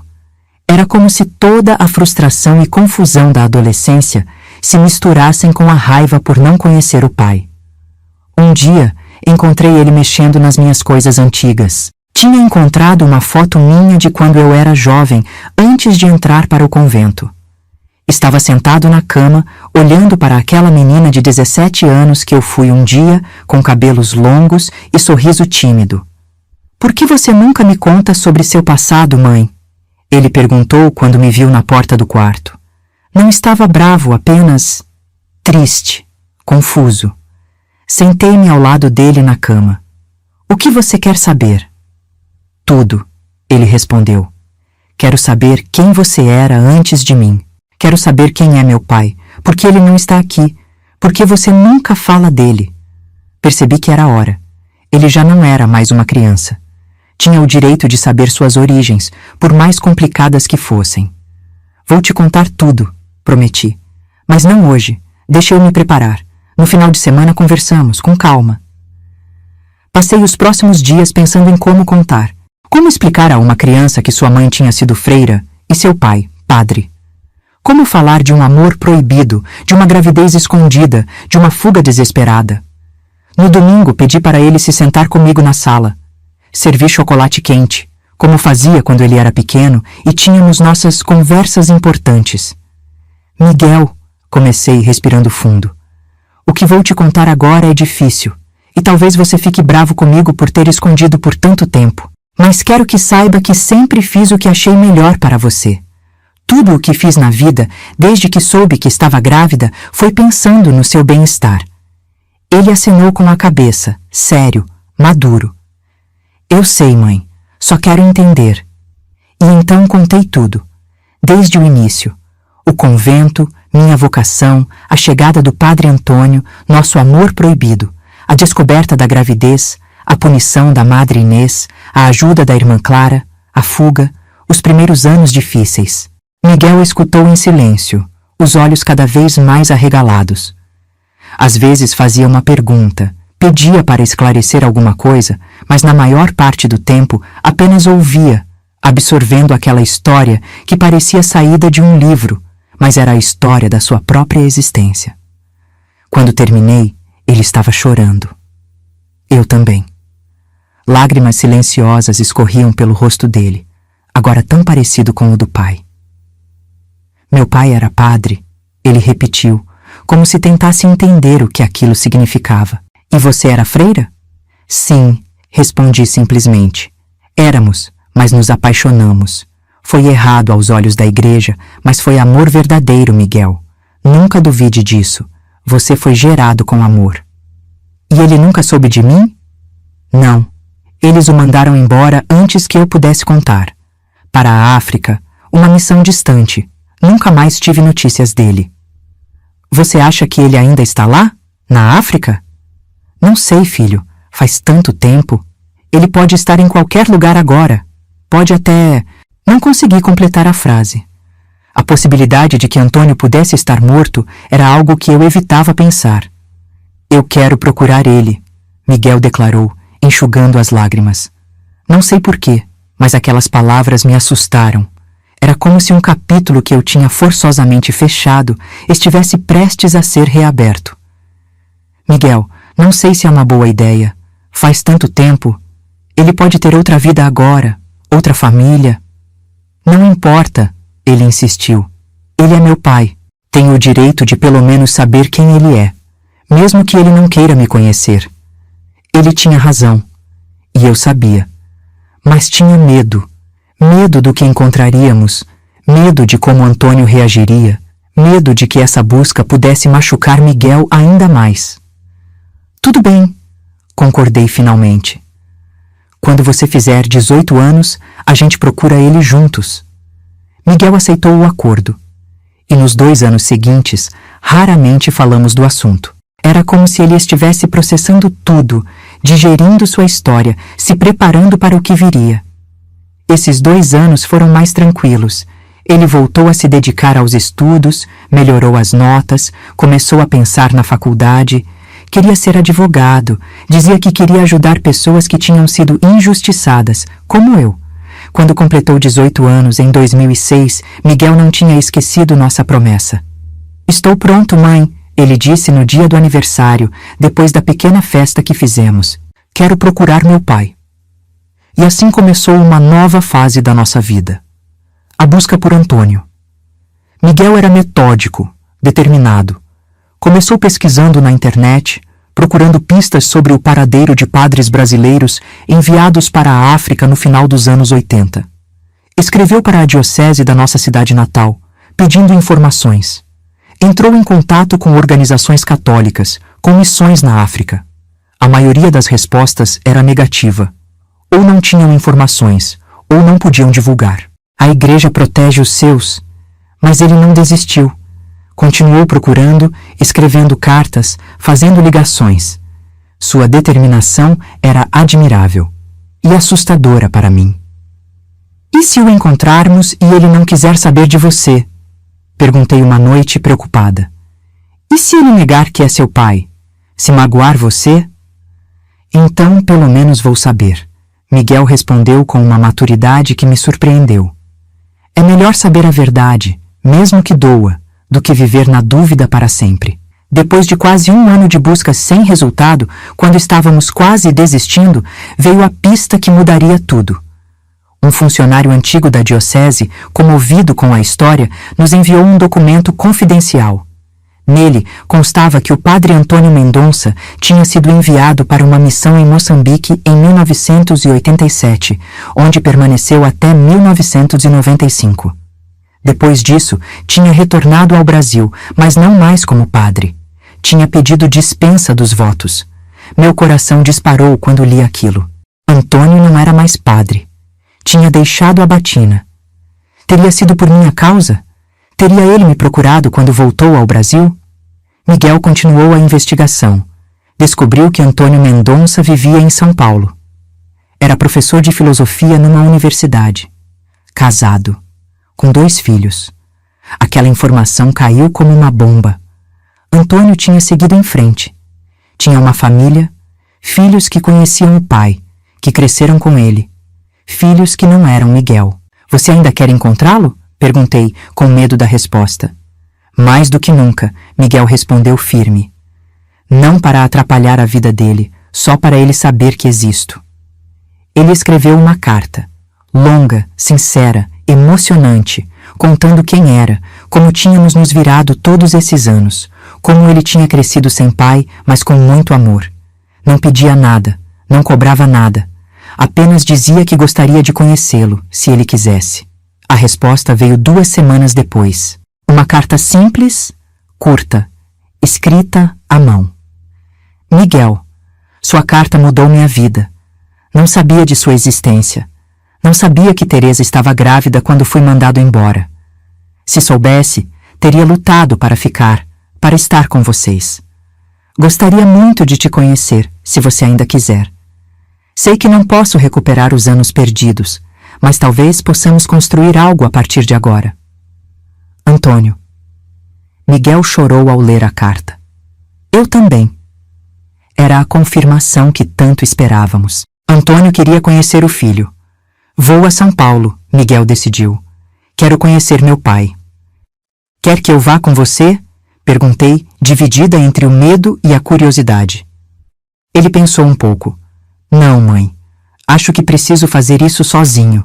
Primeiro preciso conhecer ele, entender quem ele é. Depois, se ele quiser, vocês podem se reencontrar também. Era justo, era maduro. Miguel já não era mais um menino. Era um homem, tomando suas próprias decisões. 1 semana depois, ele embarcou para São Paulo. Foi o dia mais longo da minha vida, esperando notícias, imaginando como seria o encontro, se Antônio veria no filho o mesmo que eu via todos os dias, os traços dele, o jeito dele, a inteligência dele. Miguel ligou à noite, a voz embargada pela emoção. Mãe, ele disse, conheci meu pai, ele é incrível, é exatamente como você descreveu, e parece tanto comigo que é assustador. Meu coração se apertou de alegria e tristeza ao mesmo tempo. Alegria por Miguel ter finalmente encontrado essa parte de si mesmo que faltava. Tristeza por todos os anos perdidos, por tudo que eles poderiam ter vivido juntos. Ele quer te ver, Miguel continuou. Quer te agradecer por ter me criado sozinha, por ter sido forte quando ele não pôde estar lá. E quer te pedir desculpas por não ter lutado mais, por não ter te procurado quando voltou da África. Fiquei em silêncio, as emoções me engasgando.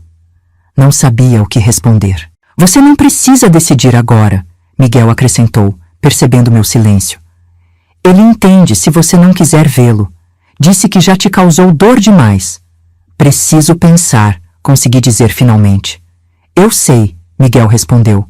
Toma seu tempo, mãe. Estarei de volta em 2 dias. A gente conversa melhor. Nos dias seguintes, não pensei em outra coisa. Rever Antônio depois de tantos anos. O homem que tinha sido meu primeiro e único amor verdadeiro.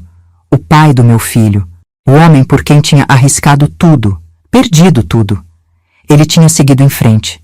Tinha casado, tinha outros filhos. Tinha construído uma vida sem mim, como eu tinha construído uma vida sem ele. Seria justo, seria saudável reabrir essa história? Quando Miguel voltou de São Paulo, vi algo diferente nele. Uma paz, uma serenidade que nunca tinha visto antes, como se uma peça que faltava tivesse finalmente encontrado seu lugar. Como foi? Perguntei, ansiosa por detalhes. Foi estranho no começo, ele admitiu.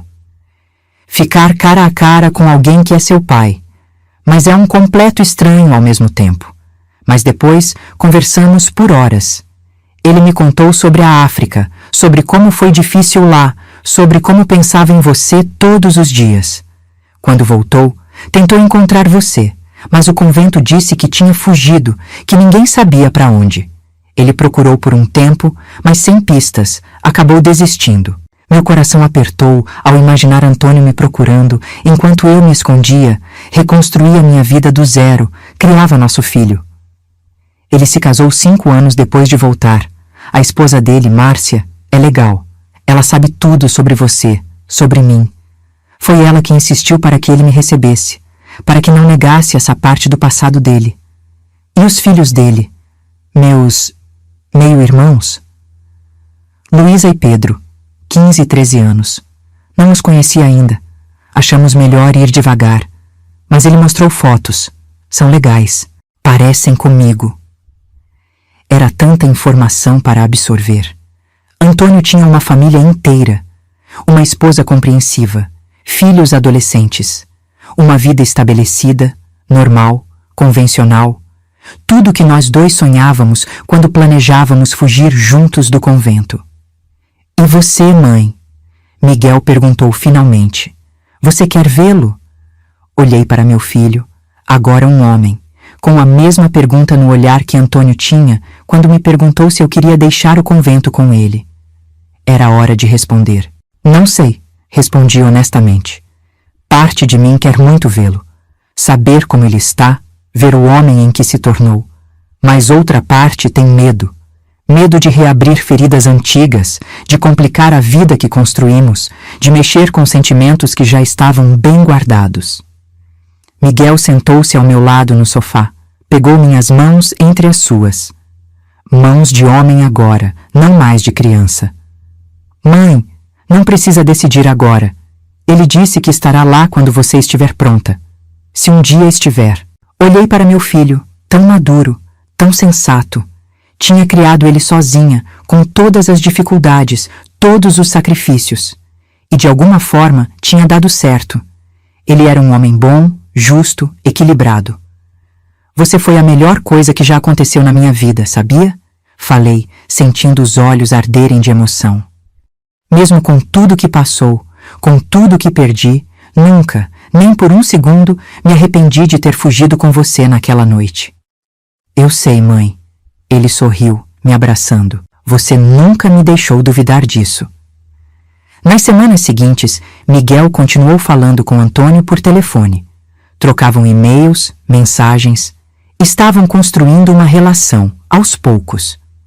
Não de pai e filho que cresceram juntos, mas de duas pessoas que se respeitavam, que queriam se conhecer, que compartilhavam o mesmo sangue. Antônio mandou uma carta para mim. Chegou numa terça-feira chuvosa. Reconheci a letra na hora, mesmo depois de tantos anos. Algumas coisas a gente não esquece. Teresa, não sei nem por onde começar. Tantos anos, tantas histórias não compartilhadas. Primeiro, obrigado. Obrigado por ter criado nosso filho tão bem, mesmo sozinha, mesmo com todas as dificuldades. Miguel é um homem incrível, inteligente, sensível, forte. Vejo você nele. Vejo o melhor de nós dois. Segundo, perdão. Perdão por não ter lutado mais. Por ter desistido de te procurar quando voltei da África. Por não ter estado lá quando você mais precisou, quando nosso filho nasceu, quando enfrentou o mundo sozinha. Naquele dia, quando a Madre Inês me chamou e disse que eu seria transferido imediatamente, tentei te ver uma última vez.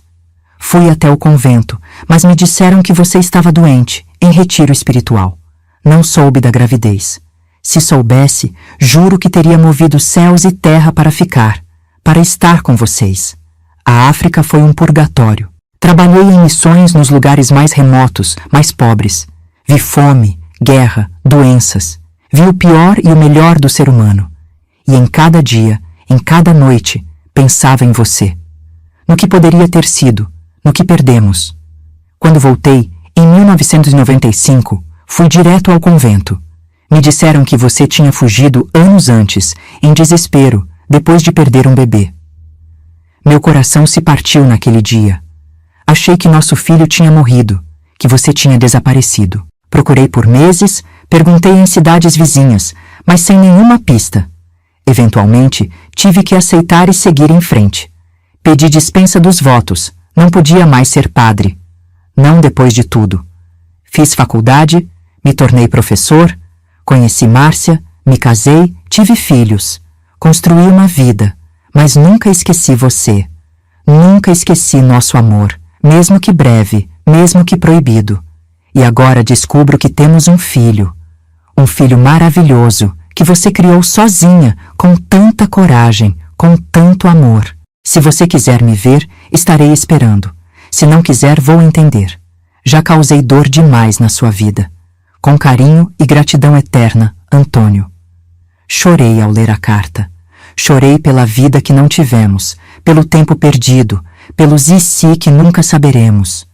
Miguel respeitou meu espaço, não perguntou sobre a carta, mas eu sabia que ele queria que eu e Antônio nos reencontrássemos. Não por ele, mas por mim. Porque achava que eu merecia esse fechamento, essa reconciliação. Demorou 6 meses até eu tomar uma decisão. 6 meses de reflexão, de conversas com Miguel, de noites em claro pensando no passado, no presente, no futuro. Finalmente, decidi que não iria encontrar Antônio. Não por raiva, não por mágoa, mas porque tínhamos seguido caminhos diferentes, tínhamos construído vidas separadas, tínhamos outros compromissos agora. Reabrir aquele capítulo não traria nada de bom, apenas confusão, talvez até dor para pessoas inocentes, como sua esposa, seus outros filhos. Mandei uma carta respondendo a dele. Falei que estava feliz que ele e Miguel tivessem se encontrado, que apoiava essa relação, que queria que eles desenvolvessem um vínculo, mas que eu tinha fechado aquele capítulo da minha vida, que estava em paz com meu passado, com minhas escolhas, que desejava o melhor para ele e sua família. Miguel entendeu minha decisão. Disse que respeitava, que já tinha imaginado que seria assim. Continuou visitando Antônio em São Paulo. Eventualmente conheceu Luísa e Pedro, seus meio-irmãos. Aos poucos, foi se integrando àquela família, encontrando seu lugar, sua identidade. Eu segui minha vida. Continuei trabalhando como enfermeira, cuidando dos meus pacientes, construindo meu próprio caminho. Voltei a estudar, fiz especialização em saúde mental. Trabalhar com pessoas em sofrimento psíquico me trazia uma sensação de propósito, de utilidade. Talvez porque eu mesma conhecia bem a dor, a solidão, o desespero. Miguel formou-se em direito com honras. Começou a trabalhar num escritório de advocacia que lidava com causas sociais, defesa de mulheres vítimas de violência, direitos humanos. Ele dizia que queria ajudar pessoas que tinham sido silenciadas, oprimidas. Como eu tinha sido, um dia. Os anos foram passando. Miguel conheceu uma moça, Beatriz, se apaixonou, casou. Eles tiveram uma filha, a quem deram o nome de Clara, em homenagem à freira que tinha salvado nossas vidas. Quando segurei minha neta nos braços pela primeira vez, senti que o círculo se fechava, que apesar de tudo, a vida tinha sido boa, que todas as dores, todas as lutas tinham valido a pena. A irmã Clara morreu em 2010, aos 77 anos. Ainda no convento. Nunca saiu de lá, nunca conheceu o mundo exterior novamente. Mas continuamos nos correspondendo durante todos aqueles anos. Mandava fotos de Miguel, contava sobre nossas vidas, nossas conquistas. Era minha maneira de agradecê-la, de mantê-la parte da nossa história. Antes de morrer, ela me mandou uma última carta. Miguel me entregou. Soube depois que ela tinha pedido a ele que me desse apenas se algo acontecesse com ela. Nela, ela escreveu: Teresa, minha querida filha, espero que você e Miguel estejam bem e felizes. Minha vida aqui vai terminando, mas morro em paz, sabendo que você conseguiu. Você foi a filha que me roubaram, e o Miguel foi o neto que nunca pude ter. Obrigada por me deixar ajudar vocês. Foi a coisa mais importante que fiz em 50 anos de convento. Deus te abençoe. Com amor, irmã Clara. Chorei 3 dias seguidos ao ler aquelas palavras. Chorei pela bondade dela, pelo sacrifício dela, pela vida que ela não teve. A Madre Superiora Inês? Morreu em 2005, ainda no convento. Nunca soube que eu tinha fugido com o bebê. A irmã Clara inventou que o bebê tinha nascido morto e que eu tinha fugido de desespero. Pelo que soube, a madre morreu amarga, sozinha, sem arrependimento pelo mal que tinha causado. Não senti nada quando soube da morte dela. Nem raiva, nem alívio. Nada. Porque raiva é veneno. e eu não ia deixar aquela mulher envenenar mais um dia da minha vida. Hoje, aos 58 anos, olho para trás e vejo uma vida cheia, com dores, sim, com dificuldades imensas, mas também com alegrias, conquistas, amor, muito amor.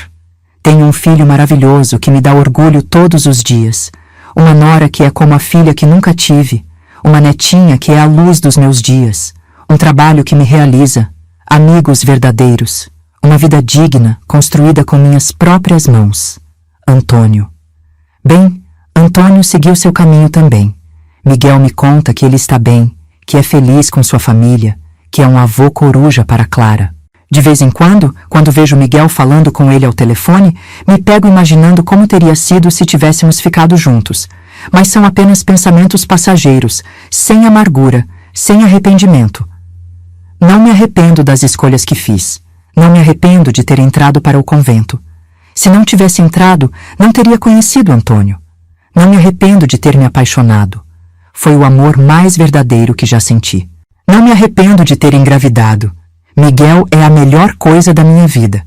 E certamente não me arrependo de ter fugido daquele convento numa madrugada de maio, com um bebê recém-nascido nos braços e nada além da roupa do corpo. Então, é essa minha história. A história de como engravidei num convento, disse que foi o Espírito Santo e criei meu filho sozinha. O que eu aprendi com tudo isso? Primeiro, amor não é pecado. A igreja pode dizer que é. A sociedade pode dizer que é. Mas amor verdadeiro, amor que nasce do respeito, da admiração, da vontade genuína de estar com alguém, isso não pode ser pecado. Foram nossos votos que estavam errados para nós, não nosso amor. Segundo, instituições não são Deus. A igreja, o convento, a Madre Inês, eles achavam que falavam em nome de Deus. Mas Deus não é cruel. Deus não separa quem se ama. Deus não tira filho de mãe. Isso são pessoas usando Deus como desculpa para exercer poder e controle. Terceiro, a maternidade é a força mais poderosa que existe. Por Miguel, eu enfrentei tudo. O convento, a igreja, a sociedade, a pobreza, o preconceito. Quando você tem um filho, descobre uma coragem que não sabia que tinha. Quarto, perdão é libertação. Perdoei Antônio por não ter lutado mais. Perdoei a igreja por sua crueldade. Perdoei a mim mesma por minhas falhas, meus medos. E assim, fiquei livre para viver, para amar, para ser feliz. Minha história não é uma história de tragédia, embora tenha momentos trágicos. É uma história de superação, de amor, de luta, de humanidade com todas suas falhas e belezas. E você, que me ouviu até aqui, espero que tenha encontrado algo que ressoe na sua própria vida. Que tenha visto que, não importa quão difícil seja o caminho, sempre é possível encontrar força, encontrar luz, encontrar esperança. E se você estiver passando por algum momento difícil agora, saiba que vai passar. Que um dia você vai olhar para trás, como eu olho hoje, e verá que aquela dor, aquele medo, aquele desespero foram apenas capítulos de uma história muito maior. Uma história de superação, de crescimento, de vida. E agora eu quero saber, de onde você está me ouvindo? Deixe nos comentários aí embaixo. Quero conhecer você, saber um pouquinho da sua história também. Um abraço de quem viveu muito para contar essa história hoje.